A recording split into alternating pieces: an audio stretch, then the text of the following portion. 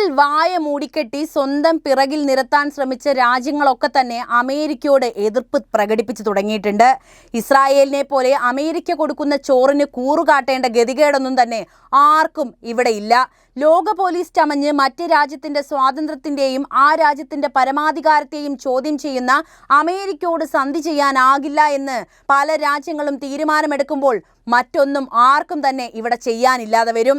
അമേരിക്കയുടെ ഭരണം സ്വന്തം രാജ്യത്തിന് തന്നെ മതിയെന്നും മറ്റ് രാജ്യങ്ങളുടെ കാര്യം അവിടെ നിയമപരമായി നിൽക്കുന്ന സർക്കാർ തന്നെ നോക്കിക്കോളാമെന്ന് പറയാൻ പല രാജ്യങ്ങൾക്കും ഇന്ന് ധൈര്യവും ചങ്കൂറ്റവും വന്നിരിക്കുന്നു. ആ ചങ്കൂറ്റം കാണിച്ച അവസാനത്തെ രാഷ്ട്രം ബ്രസീലാണെന്ന് മാത്രം. അതിന് കരുത്തായതാകട്ടെ റഷ്യയും ഇന്ത്യയും ചൈനയും ഒക്കെ അടങ്ങുന്ന ബ്രിക്സ് എന്ന സഖ്യവും. വിഷയത്തിലേക്ക് വരാം. അതിനു മുൻപ് ഒരു ചോദ്യം. ലോക പോലീസ് ചമയുന്ന അമേരിക്കയോടുള്ള നിങ്ങളുടെ നിലപാട് എന്താണ്? എന്തുതന്നെയായാലും കമന്റായി ഇപ്പോൾ തന്നെ രേഖപ്പെടുത്തൂ. നമുക്ക് വിഷയത്തിലേക്ക് വരാം. ബ്രസീലിൽ ഒരു അട്ടിമറി നടത്താൻ അമേരിക്ക സഹായിച്ചുവെന്ന് Brazil president Luiz Inacio Lula da Silva ആരോപിച്ചു. കൂടാതെ തന്റെ രാജ്യത്തിനുമേൽ സാമ്പത്തിക ശിക്ഷ ചുമത്താൻ രാഷ്ട്രീയ സമ്മർദ്ദം ചെലുത്താനുള്ള അമേരിക്കയുടെ ശ്രമത്തെ അദ്ദേഹം ശക്തമായി അപലപിച്ചു. ബ്രസീൽ അസമമായ പെരുമാറ്റം അംഗീകരിക്കില്ലെന്നും ആഗോളതലത്തിൽ തങ്ങളുടെ താൽപ്പര്യങ്ങൾ സംരക്ഷിക്കാൻ തയ്യാറാണെന്നും അദ്ദേഹം മുന്നറിയിപ്പ് നൽകി. നമ്മെ സാമ്പത്തികമായി ഉപരോധിക്കാൻ ഒരു രാഷ്ട്രീയ വിഷയം ഉപയോഗിക്കാൻ ശ്രമിക്കുന്നത് അംഗീകരിക്കാനാവില്ല. ബ്രസീലിയൻ കയറ്റുമതിയിൽ 50% തീരുവ ചുമത്തുമെന്ന അമേരിക്കയുടെ സമീപകാല ഭീഷണികളെ പരാമർശിച്ചുകൊണ്ടാണ് ലുല സംസാരിച്ചത്. ആഗോള വ്യാപാര ബന്ധങ്ങൾ വികസിച്ചതും ആഭ്യന്തര അടിസ്ഥാനങ്ങൾ ശക്തമായി നിലനിൽക്കുന്നതും കാരണം ബ്രസീൽ ഇനി സാമ്പത്തികമായി അമേരിക്കയെ ആശ്രയിക്കുന്നില്ലെന്ന് ലുല ഊന്നി പറഞ്ഞു.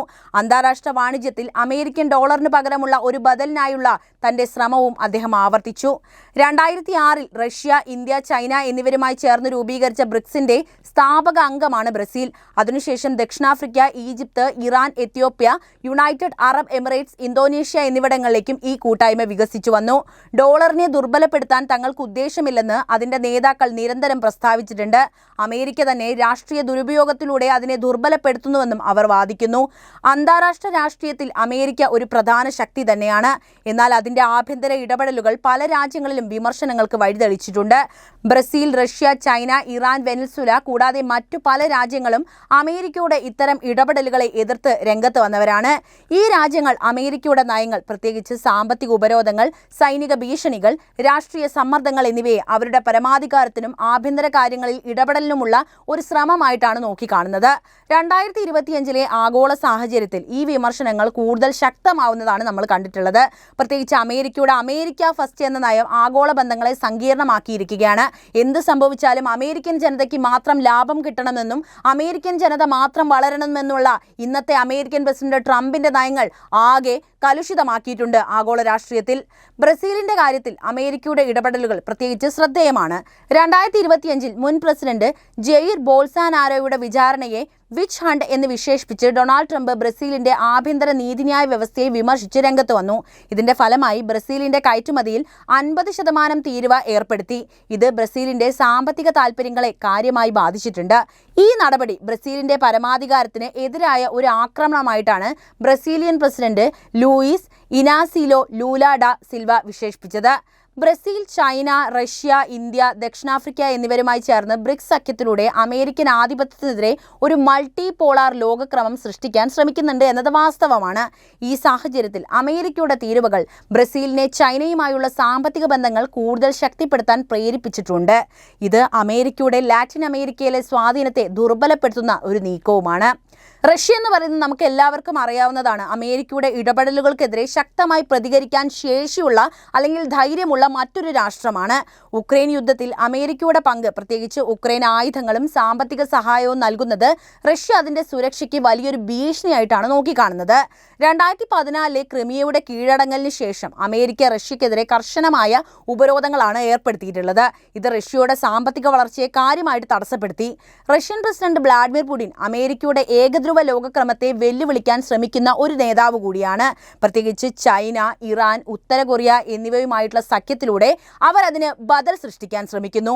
ഈ രാജ്യങ്ങൾ അമേരിക്കയുടെ ആഗോള സ്വാധീനത്തെ എതിർക്കുന്നതിന് ഒരു ബദൽ ശക്തി കേന്ദ്രമാണ് ഉണ്ടാക്കുന്നത്. ചൈന അമേരിക്കയുടെ ഇടപെടലുകളെ ശക്തമായി എതിർക്കുന്ന മറ്റൊരു പ്രധാനപ്പെട്ട രാജ്യമാണ്. ഹോങ്കോങ്, തായ്വാൻ, ദക്ഷിണ ചൈന കടൽ എന്നിവിടങ്ങളിലെ അമേരിക്കയുടെ നയങ്ങൾ ചൈനയുടെ ആഭ്യന്തര കാര്യങ്ങളിൽ ഇടപെടലായിട്ടാണ് ചൈന നോക്കിക്കാണുന്നത്. 2021 2021 ബ്രസീലിനോട് റഷ്യൻ വാക്സിൻ സ്പുട്നിക് 5 വാങ്ങരുതെന്ന് അമേരിക്ക ആവശ്യപ്പെട്ടത് ചൈനയുടെ വീക്ഷണത്തിൽ അമേരിക്കയുടെ ആഗോള വാക്സിൻ രാഷ്ട്രീയത്തിന്റെ ഭാഗമാണ്. China BRICS, belt and road initiative എന്നിവയിലൂടെ അമേരിക്കയുടെ സാമ്പത്തിക രാഷ്ട്രീയ ആധിപത്യത്തിനെതിരെ ഒരു ബദൽ സൃഷ്ടിക്കാൻ ശ്രമിക്കുന്ന വലിയ രാഷ്ട്രമാണ്. 2025 ചൈന ബ്രസീൽ ബന്ധങ്ങൾ, പ്രത്യേകിച്ച് കാർഷിക കയറ്റുമതിയിലും 5G സാങ്കേതിക വിദ്യയിലും അമേരിക്കയുടെ സ്വാധീനത്തെ ലാറ്റിൻ അമേരിക്കയിൽ ദുർബലപ്പെടുത്തുന്നതായിരുന്നു. ഇറാൻ, വെനസ്വേല എന്നീ രാഷ്ട്രങ്ങളും അമേരിക്കയുടെ ഇടപെടലുകളെ കാര്യമായി വിമർശിക്കുന്നവരാണ്. ഇറാന്റെ ആണവ പദ്ധതിയെ ചുറ്റിപ്പറ്റിയുള്ള അമേരിക്കൻ ഉപരോധങ്ങളും വെനസ്വേലയിലെ മുദാരോ ഭരണകൂടത്തിനെതിരെയുള്ള രാഷ്ട്രീയ സാമ്പത്തിക സമ്മർദ്ദങ്ങളും ഈ രാജ്യങ്ങൾ അവരുടെ പരമാധികാരത്തിനെതിരായ അമേരിക്കയിൽ നിന്നുണ്ടായ ആക്രമണങ്ങളായിട്ടാണ് നോക്കിക്കാണുന്നത്. 2025 വെനസ്വേലയിലെ മനുഷ്യാവകാശ ലംഘനങ്ങളെ വിമർശിക്കുന്നതിന് പകരം ബ്രസീൽ പോലെയുള്ള രാഷ്ട്രങ്ങൾ അമേരിക്കയുടെ ഇടപെടലുകൾക്കെതിരെ നോൺ ഇന്റർവെൻഷനിസം എന്ന നയം സ്വീകരിച്ചിരുന്നു. ഇത് അമേരിക്കയുടെ ആഗോള നേതൃത്വത്തിനെതിരായ പ്രതിഷേധമായിട്ടാണ് കാണപ്പെടുന്നത്. അമേരിക്കയുടെ ഈ ഇടപെടലുകൾക്കെതിരായ വിമർശനം അതിന്റെ ജനാധിപത്യ പ്രോത്സാഹനം എന്ന് പേര് പറഞ്ഞിട്ടുള്ള നയങ്ങളുടെ ഇരട്ടത്താപ്പിനെയാണ് ചൂണ്ടിക്കാണിക്കുന്നത്. ഉദാഹരണത്തിന് 2021 ബ്രസീലിനോട് റഷ്യൻ വാക്സിനെ എതിർക്കാൻ ആവശ്യപ്പെട്ട അമേരിക്ക സ്വന്തം വാക്സിനുകൾ പ്രോത്സാഹിപ്പിക്കുന്നതിന് സമ്മർദ്ദവും ചെലുത്തുന്നുണ്ട്. ഇത് ബ്രസീലിന്റെ ആരോഗ്യ നയങ്ങളിൽ ഇടപെടലായിട്ടാണ് വിമർശിക്കപ്പെട്ടത്.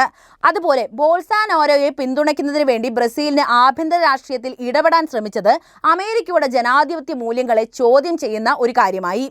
അമേരിക്കയുടെ ഈ നയങ്ങൾ ആഗോള തെക്കൻ രാജ്യങ്ങളിൽ, പ്രത്യേകിച്ച് ലാറ്റിൻ അമേരിക്ക, ആഫ്രിക്ക, ഏഷ്യ എന്നിവിടങ്ങളിൽ അതിന്റെ സ്വാധീനം ദുർബലപ്പെടുത്തുന്നുണ്ട്. Brazil, Russia, China, Iran, Venezuela എന്നിവയെല്ലാം അമേരിക്കയുടെ ഏകപക്ഷീയമായ നടപടികൾക്കെതിരെ ബ്രിക്സ്, ഷാങ്ഹായ് കോപ്പറേഷൻ ഓർഗനൈസേഷൻ എന്നിവയുടെ ഒരു ബദൽ ലോകക്രമം സൃഷ്ടിക്കാൻ ശ്രമിക്കുന്നുണ്ട്. ഈ രാജ്യങ്ങൾ അമേരിക്കയുടെ സാമ്പത്തിക ഉപരോധങ്ങളെയും രാഷ്ട്രീയ സമ്മർദ്ദങ്ങളെയും നവസാമ്രാജ്യത്വം എന്നാണ് വിശേഷിപ്പിക്കുന്നത്. അമേരിക്കയുടെ ഇടപെടലുകൾ ചരിത്രപരമായി നോക്കുമ്പോൾ പലപ്പോഴും അതിന്റെ സ്വന്തം താല്പര്യങ്ങൾക്ക് വേണ്ടി മാത്രമുള്ളതാണ്. 1950കളിൽ ഗോട്ടിമാലയിലും ഇറാനിലും നടത്തിയ രഹസ്യ ഇടപെടലുകൾ മുതൽ 2025 ബ്രസീലിന്റെ ആഭ്യന്തര കാര്യങ്ങളിലെ ഇടപെടലുകൾ വരെ അമേരിക്കയുടെ നയങ്ങൾ പലപ്പോഴും മറ്റു രാജ്യങ്ങളുടെ പരമാധികാരത്തെ ലംഘിക്കുന്നതിന്റെ ഉദാഹരണങ്ങൾ തന്നെയാണ്. ഈ നടപടികൾ ജനാധിപത്യത്തിന്റെയും സ്വാതന്ത്ര്യത്തിന്റെയും പേര് പറഞ്ഞ് നടത്തുമ്പോൾ യഥാർത്ഥത്തിൽ അമേരിക്കയുടെ സാമ്പത്തിക രാഷ്ട്രീയ ആധിപത്യം നിലനിർത്താൻ വേണ്ടിയാണെന്ന് കൃത്യമായിട്ട് നമുക്ക് മനസ്സിലാക്കാവുന്നതാണ്. അമേരിക്കയുടെ ആഭ്യന്തര ഇടപെടലുകൾ ആഗോള സമാധാനത്തിനും സഹകരണത്തിനും വെല്ലുവിളി ഉയർത്തുന്ന ഒരു കാര്യം തന്നെയാണ്. Brazil, Russia, China, Iran, Venezuela തുടങ്ങിയ രാജ്യങ്ങൾ അമേരിക്കയുടെ ഇത്തരം നയങ്ങളെ എതിർക്കുന്നത് നീതിയുക്തവും ബഹുധ്രുവീയവുമായ ലോകക്രമത്തിന് വേണ്ടിയുള്ള ഒരു പോരാട്ടമാണെന്നാണ് മനസ്സിലാക്കാൻ സാധിക്കുന്നത്. അമേരിക്ക മറ്റു രാജ്യങ്ങളുടെ പരമാധികാരത്തെ ബഹുമാനിക്കുകയും ഏകപക്ഷീയമായ നടപടികൾ ഒഴിവാക്കുകയും ചെയ്യേണ്ടത് അന്താരാഷ്ട്ര ബന്ധങ്ങളിൽ സമാധാനവും വിശ്വാസവും വളർത്താൻ അനിവാര്യമായിട്ടുള്ള കാര്യവുമാണ്. ബ്രസീൽ അമേരിക്കയെ വിമർശിക്കാൻ ധൈര്യം കാണിക്കുന്നതിന് പിന്നിൽ ബ്രിക്സ്, അതായത് ബ്രസീൽ, റഷ്യ, ഇന്ത്യ, ചൈന, ദക്ഷിണാഫ്രിക്ക തുടങ്ങിയ ഒരു സഖ്യത്തിന്റെ പിന്തുണ വളരെ നിർണായകമായിരുന്നു. 2025 ആഗോള സാഹചര്യത്തിൽ അമേരിക്കയുടെ ആഭ്യന്തര ഇടപെടലുകളും സാമ്പത്തിക ഉപരോധങ്ങളും ബ്രസീലിനെ പ്രകോപിപ്പിച്ചിട്ടുണ്ട്. മുൻ പ്രസിഡന്റ് ജെയർ ബോൾസനാരോയുടെ വിചാരണയെ വിമർശിച്ച് ഡൊണാൾഡ് ട്രംപ് ബ്രസീലിയൻ കയറ്റുമതിയിൽ 50% തീരുവ ഏർപ്പെടുത്തിയത് ബ്രസീലിന്റെ പരമാധികാരത്തിനെതിരെയുള്ള ആക്രമണമായിട്ടാണ് അവർ നോക്കിക്കണ്ടത്. ഈ പശ്ചാത്തലത്തിൽ ബ്രിക്സ് ബ്രസീലിന് ഒരു ബദൽ സാമ്പത്തിക രാഷ്ട്രീയ വേദിയാണ് നൽകുന്നത്. ചൈനയുമായുള്ള ബ്രസീലിന്റെ കാർഷിക വ്യാപാര ബന്ധങ്ങൾ, റഷ്യയുമായിട്ടുള്ള ഊർജ്ജ സൈനിക സഹകരണം, ഇന്ത്യയുമായിട്ടുള്ള സാങ്കേതിക വാണിജ്യ പങ്കാളിത്തം എന്നിവ അമേരിക്കയുടെ സ്വാധീനത്തെ ലാറ്റിൻ അമേരിക്കയിൽ ദുർബലപ്പെടുത്തി കഴിഞ്ഞു. ബ്രിക്സിന്റെ മൾട്ടിപോളാർ ലോകക്രമം എന്ന ആശയം ബ്രസീലിന് അമേരിക്കയുടെ ഏകപക്ഷീയമായ നയങ്ങളെ ചോദ്യം ചെയ്യാനുള്ള ആത്മവിശ്വാസമാണ് പ്രദാനം ചെയ്തത്. 2025 ബ്രിക്സ് വിപുലീകരണവും ഡോളർ ആധിപത്യത്തിനെതിരായ സാമ്പത്തിക തന്ത്രങ്ങളും ബ്രസീലിന്റെ നിലപാടിനെ ശക്തിപ്പെടുത്തിക്കൊണ്ടേയിരുന്നു. അമേരിക്കയുടെ നവസാമ്രാജ്യത്വ നയങ്ങൾക്കെതിരെ ബ്രസീൽ ബ്രിക്സിന്റെ പിന്തുണയോടെ പരമാധികാരവും ആഗോള നീതിയും ആവശ്യപ്പെട്ട് രംഗത്ത് വന്നത് ചെറിയൊരു കാര്യമായിട്ട് നോക്കിക്കാണാൻ പറ്റില്ല. അതാണ് ഞാൻ നേരത്തെ പറഞ്ഞത്. അമേരിക്ക പിന്നിൽ നിർത്താൻ ശ്രമിച്ച രാഷ്ട്രങ്ങളൊക്കെ, അടിച്ചമർത്താൻ ശ്രമിച്ച രാഷ്ട്രങ്ങളൊക്കെ ഉയർന്നു വന്നിരിക്കുന്നു നിങ്ങളുടെ മുഖത്തടിക്കാൻ വേണ്ടി. അപ്പോൾ ഈ വിഷയവുമായി ബന്ധപ്പെട്ട നിങ്ങളുടെ അഭിപ്രായം അറിയാൻ താല്പര്യമുണ്ട്. എന്ത് തന്നെയായാലും കമന്റ് ബോക്സിൽ എഴുതുക. ഒപ്പം ഈ അറിവുകൾ എല്ലാവരിലേക്കും എത്താൻ വീഡിയോ ഒന്ന് ലൈക്ക് ചെയ്യാനും ഷെയർ ചെയ്യാനും പ്രത്യേകം ശ്രദ്ധിക്കുമല്ലോ.